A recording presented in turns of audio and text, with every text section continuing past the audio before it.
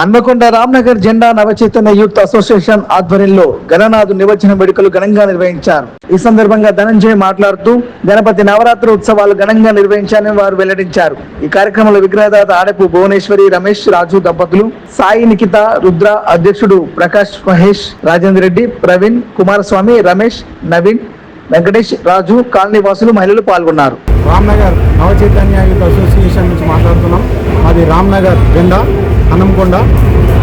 గత 35 సంవత్సరాల నుంచి మేము గణపతి నవరాత్రులు నిర్వహిస్తున్నాం. మా పెద్దల నుంచి మా వరకు వచ్చింది.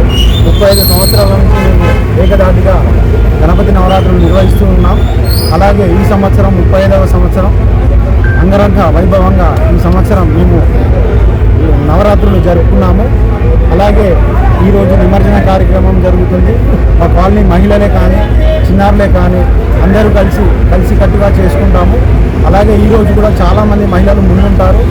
లడ్డు వేలం పాటలో కానీ దేంట్లోనైనా మాకు డ్రాయింగ్ కాంపిటీషన్, పిల్లలకు 9 రోజులు డ్రాయింగ్ కాంపిటీషన్ నిర్వహించాము. 2 సార్లు అన్నప్రసాద కార్యక్రమాలు నిర్వహించాము. అలాగే ఒకరోజు భరతనాట్య ప్రోగ్రాం కూడా చేయించాము పిల్లలతోని.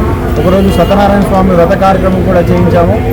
మాకు సహకరించిన కాలనీ వాళ్ళ అందరికీ, అలాగే మాకు సహకరించిన ప్రజాప్రతినిధులందరికీ పేరు పేరున ధన్యవాదాలు తెలియజేసుకుంటున్నాను. నా పేరు ధనంజయ్.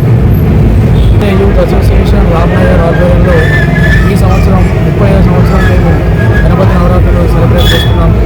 ఇక్కడ కనీసం ప్రతిరోజు 10 గంటల పూజా కార్యక్రమం జరుగుతుంది.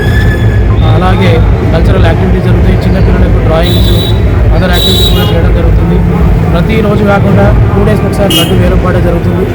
ఇప్పటివరకు లడ్డు వేలం పాటలో 25,000 లడ్డు వేలం పాట జరగడం జరుగుతుంది. ఇప్పుడు ఇంకా లడ్డు వేలం పాట చేయాల్సి ఉంది. ఖచ్చితంగా ప్రతి సంవత్సరం 40,000 పైనే జరుగుతుంది.